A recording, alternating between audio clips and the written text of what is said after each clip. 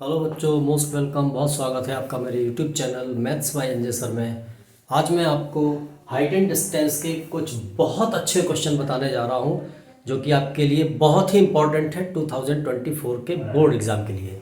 तो चलो, पहला क्वेश्चन है उसमें। देखो, एक लाइट हाउस है। लाइट हाउस जानते हैं सही बच्चे? कल मैंने एक क्वेश्चन में बताया था कि लाइट हाउस समुद्र में होता है जो कि आने वाले जो शिप्स होते हैं उन पर उनको ऑब्जर्व करता है। तो एक लाइट हाउस है, the angle of depression of two ships on the opposite sides of the lighthouse. एक शिप यहां है ए और दूसरा शिप यहां है बी। इन दोनों के एंगल ऑफ डिप्रेशन, इन दो शिप्स से इसके जो टॉप है लाइट हाउस का, उससे इन दोनों शिप्स के एंगल ऑफ डिप्रेशन गिवन है। कौन कौन से? एक तो ये वाला और एक ये वाला। ये बच्चों है अल्फा। अल्फा ऐसा होता है और दूसरा है बीटा। बीटा ये, तो ये अल्फा है तो ये अल्फा हो जाएगा, ये बीटा है तो ये बीटा हो जाएगा। ठीक है ना? क्यों? क्योंकि अल्टरनेट एंगल्स इक्वल होते हैं, इसलिए ये अगर एंगल ऑफ डिप्रेशन अल्फा है तो ये अल्फा हो जाएगा, ये बीटा है तो ये बीटा हो जाएगा। ठीक है ना? फिगर सिंपल लग रहा है। एंगल ऑफ डिप्रेशन है तो पहले डिप्रेशन बनाना है, ठीक है ना? उसके बाद ये अल्टरनेट एंगल्स दोनों इक्वल होते हैं, इसलिए ये अल्फा ये अल्फा। ये लाइट हाउस है पी क्यू। ठीक है ना? ये डिस्टेंस बच्चों है एक्स सपोज दैट, और ये है डिस्टेंस वाई। आप कुछ भी ले सकते हैं, एल एल भी ले सकते हैं। ठीक है ना? तो ये प्रूव करना है कि इसकी जो हाइट है एच, इसकी ये हाइट, ये एच है, ये प्रूव नहीं करना है, ये है एच गिवन है। ठीक है ना? तो ये प्रूव करना है कि इन दोनों शिप्स के बीच की जो डिस्टेंस है, यानी कि x प्लस वाई, वो इतनी है। डिस्टेंस जो है वो इतनी है, h tan alpha plus tan beta upon tan alpha into tan beta.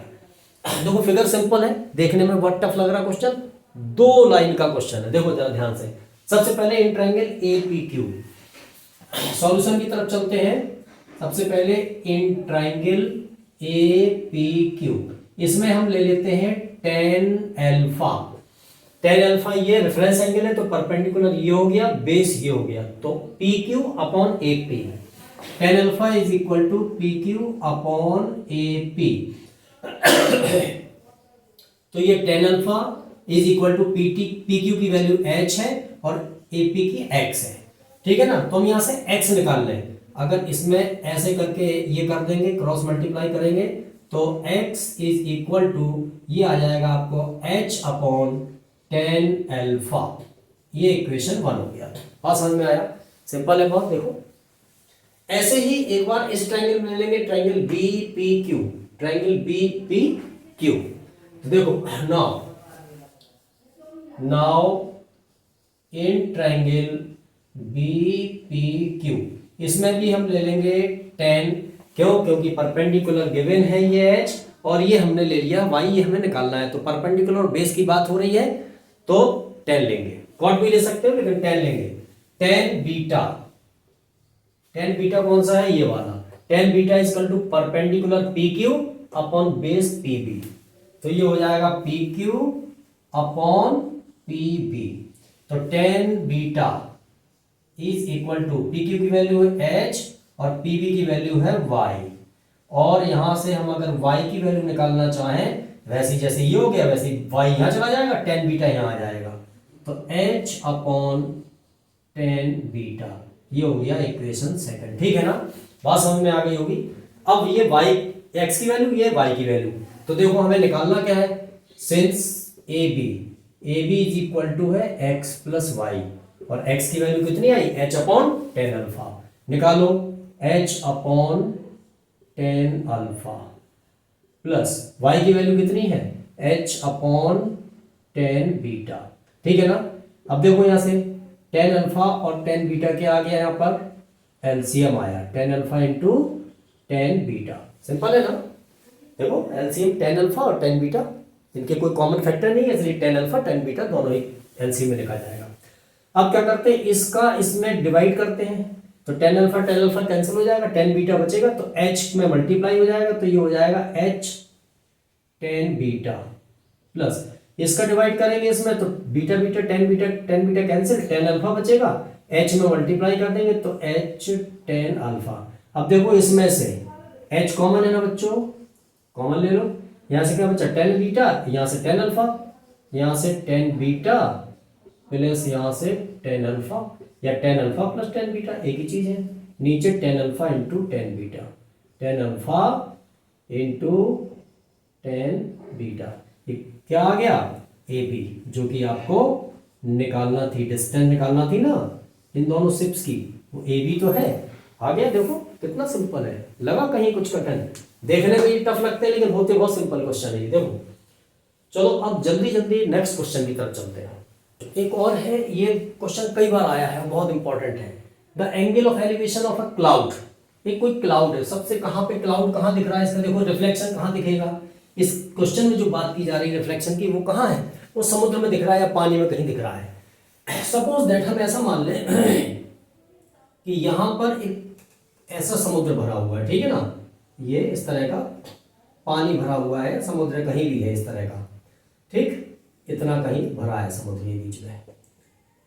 अब यहां इस समुद्र में किसी भी पॉइंट से एक कोई पॉइंट है P, इस पॉइंट जो कि इस ये वाटर लेवल है, सी लेवल, इससे h मीटर ऊपर है कोई पॉइंट P, जिससे एक कोई क्लाउड कहां होगा, यहां कहीं होगा क्लाउड, यहां कहीं क्लाउड है, ठीक है ना, यहां कहीं क्लाउड है, ये क्लाउड है पॉइंट A, यहां से इसका एंगल ऑफ एलिवेशन यानी कि ये अल्फा है, और यहीं से इसी पॉइंट से इसी का एंगल ऑफ डिप्रेशन यहां दिखाई देगा, ये कह रहा है बीटा है। अब देखो ये तो h है, क्यों h है, क्योंकि ये वाटर लेवल है, वाटर लेवल से h ऊंचाई पर एक कोई पॉइंट है P, इस पॉइंट से इस क्लाउड का एंगल ऑफ एलिवेशन है अल्फा, और इसी पॉइंट से इसी क्लाउड का एंगल ऑफ डिप्रेशन कितना है, बीटा, ठीक, समझ में आ गई। अब देखो हाइट लगाते हैं, ये h है तो ये भी h हो जाएगी, क्यों, क्योंकि opposite sides of rectangles are equal. इसको ले लेते हैं, कुछ भी ले लो, x ले लेते हैं, चलो ये x ले लेते हैं, ठीक है ना, ये x हो गई। अब देखो एक बात ध्यान रखो कि जितना समुद्र का जो नीचे वाला बॉटम है, परछाई उससे नीचे दिखती है ना, तो जितनी यहां से ऊपर पॉइंट होगा उतना ही यहां से नीचे होगा, समझ में आया ना। तो ये यहां से ये जो हाइट गहराई है, जो डेप्थ है, ये हो जाएगी बच्चों h प्लस एक्स, यहां तक, यहां से जितनी ये है इतनी ही तो ऊपर है भाई। मान लो पानी के बॉटम है, कहीं ऐसा बॉटम है, इतना ऊंचा पानी भरा, तो यहां से जितनी ऊंचाई पर कोई पॉइंट होगा यहां से उतनी ऊंचाई पर तो दिखाई देगा। तो वही मैंने किया, ये पानी का बॉटम है, ये लाइन बॉटम लाइन है पानी की, ये पानी का ऊपरी सरफेस है, समझ में आया ना। चलो इतना फिगर आपको समझ में आ गया, इसको कई बार बनाओगे तो आपको बिल्कुल करेक्ट समझ में आ जाएगा।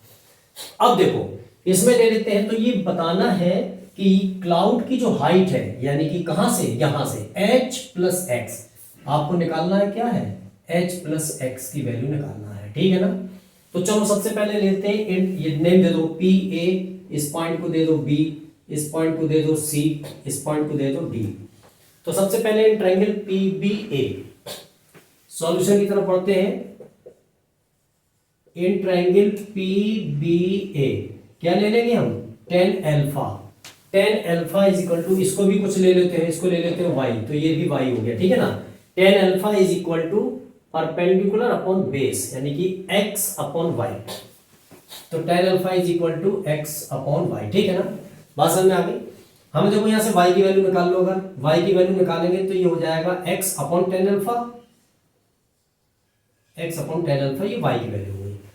अब ऐसे ही टेन बीटा के लिए निकालना है, triangle PBD। Now in triangle PBD अगर हम टेन बीटा के लिए निकालें तो देखो बीटा ये है, ट्रायंगल उल्टा है, तो परपेंडिकुलर इसके सामने वाली साइड हो जाएगी, यानी कि ये परपेंडिकुलर हो गई BD upon PB, BD upon PB। देखना BD की वैल्यू कितनी है, BD यहां से H प्लस x, तो ये है H प्लस x या x plus h, upon PB है y, तो ये आपकी हो गई tan beta is equal to 2h plus x upon Y. ठीक है ना, यहां से अगर हम y की वैल्यू निकालें तो ये हो जाएगा 2h plus x upon tan beta. ये हो गया इक्वेशन सेकेंड। ये आ गई आपकी y की वैल्यू यहां से, और यहां से y की वैल्यू आ गई है। अब दोनों y की वैल्यू इक्वल हो गई, तो since by equation first and second, first ये y की वैल्यू उठा करके यहां रख दो, तो x upon tan alpha, x upon tan alpha is equal to, ये हो जाएगा 2h plus x, 2h plus x upon tan beta. ठीक है ना, क्रॉस मल्टीप्लाई कर दो बच्चों, तो ये हो जाएगा x tan beta is equal to tan alpha का इसमें करो तो ये 2h टेन अल्फा और प्लस x टेन अल्फा। ठीक, अब इस x टेन अल्फा को उठा करके यहां ले आओ, तो देखो ये हो जाएगा x tan beta minus x tan alpha is equal to, ये है आपका 2h टेन अल्फा। यहां से x कॉमन ले लो, तो क्या बचा ये tan beta minus ten alpha is equal to 2h tan alpha. ठीक है ना, ये आपकी इतनी वैल्यू आ गई आपकी। अब यहां से आप x की वैल्यू निकाल लो, यहां पे क्या निकाल लो, x निकाल लो यहां से x, तो ये चीज नीचे चली जाएगी, तो ये आ जाएगा 2h टेन अल्फा और अपॉन ये पूरा ब्रैकेट नीचे चला गया, ten beta minus tan alpha. ये किसकी वैल्यू आ गई आपकी, x की। अब देखो हमें निकालना क्या है, h प्लस एक्स निकालना है। Therefore height of the cloud is equal to x plus h. x की वैल्यू तो ये रख देंगे, रखो 2h tan alpha upon tan beta minus ten alpha, ठीक है ना, और प्लस h अपॉन वन कर लो, इसका एलसीएम ले लो। जब एलसीएम लेंगे तो ten beta minus tan alpha आएगा, यहां लगा रहा हूं, ठीक है ना, जगह कम है इसलिए यहां लगा रहा हूं। देखो इनका एलसीएम लेना है, यही निकालना है h plus x, ten beta minus ten alpha, LCM आ गया, यहां पे क्या आ गया, एलसीएम आया ten beta minus tan alpha.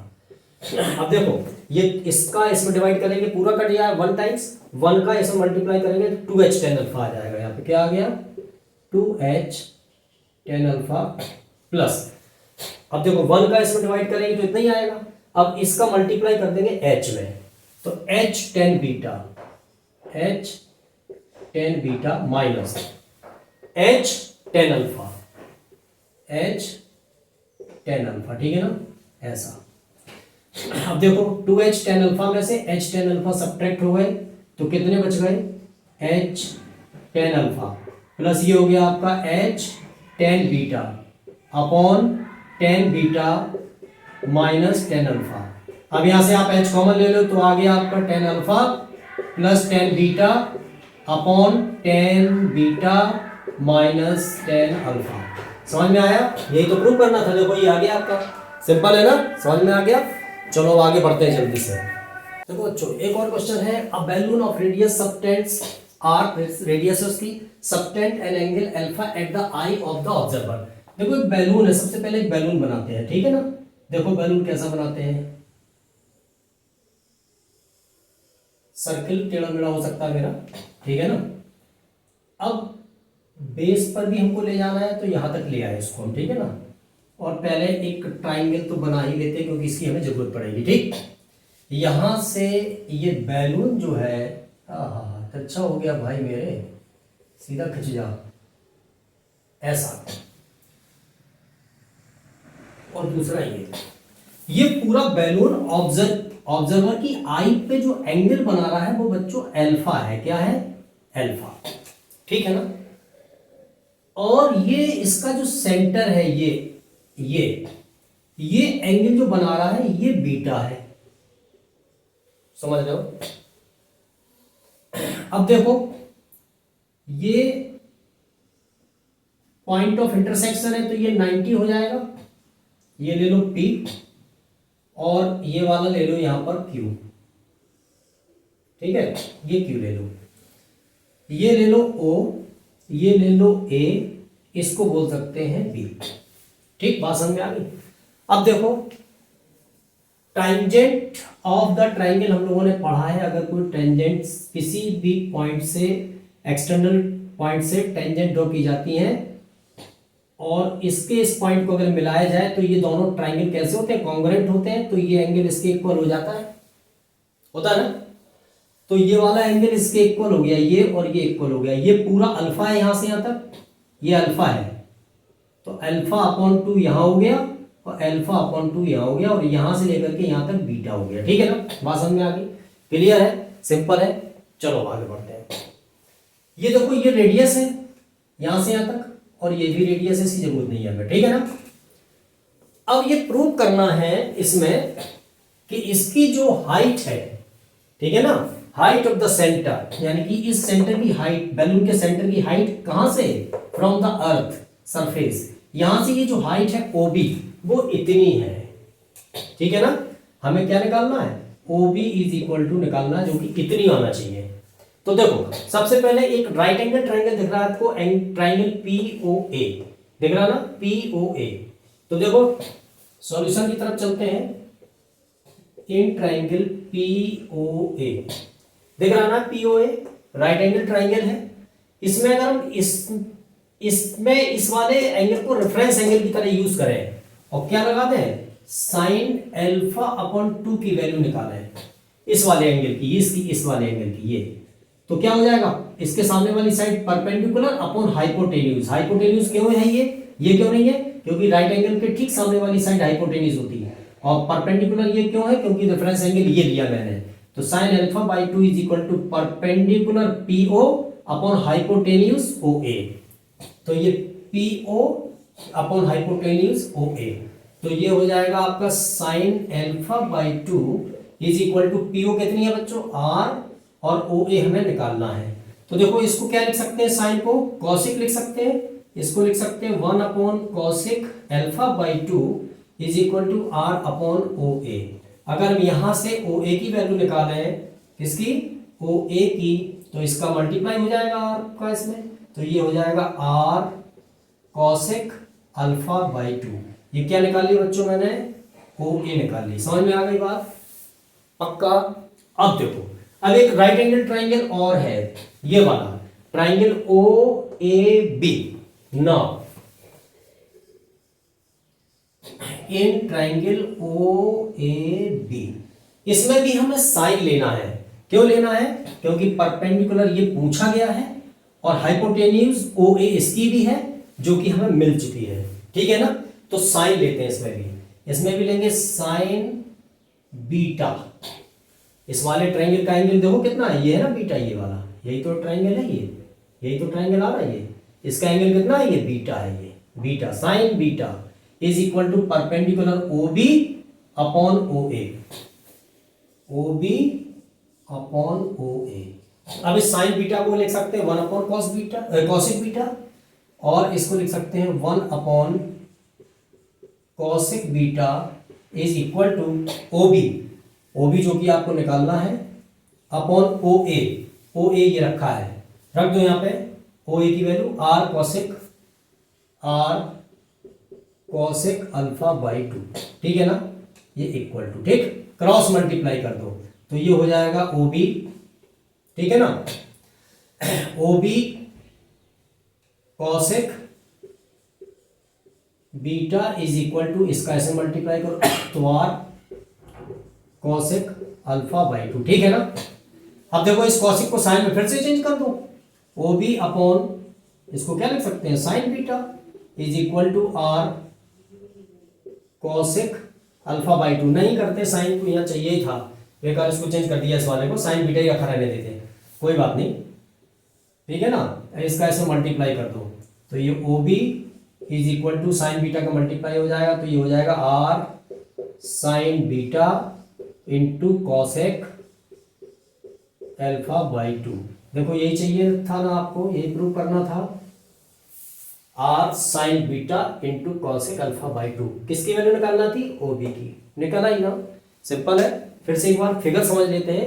एक बैलून है, बैलून किसी भी ऑब्जर्वर की आई पे एक एंगल सॉरी, एक एंगल अल्फा फॉर्म कर रहा है, तो हमें पता है कि ये जो ट्राइंगल बने हैं दो, एक ये और दूसरा वाला ये दोनों टेंजेंट्स हैं, और टेंजेंट्स दोनों जो ट्राइंगल बनाती है वो तो कॉन्ग्रुएंट होते हैं, तो अल्फा बाई टू ये, अल्फा बाई टू ये, ठीक है ना। और इसका सेंटर जो है वो इसकी आई पर, ये वाली लाइन ये बीटा एंगल बनाती है, तो देखो ये बीटा हो गया, समझ में आया, ये बीटा है, बीटा, ठीक। अब निकाल लिया, सिंपल है क्वेश्चन, समझो, आगे बढ़ो, लाइक करो, शेयर करो, सब्सक्राइब करना बिल्कुल नहीं भूलना। ऐसे ही अच्छे अच्छे क्वेश्चन मैं अगले वीडियो में भी लेके आ रहा हूँ।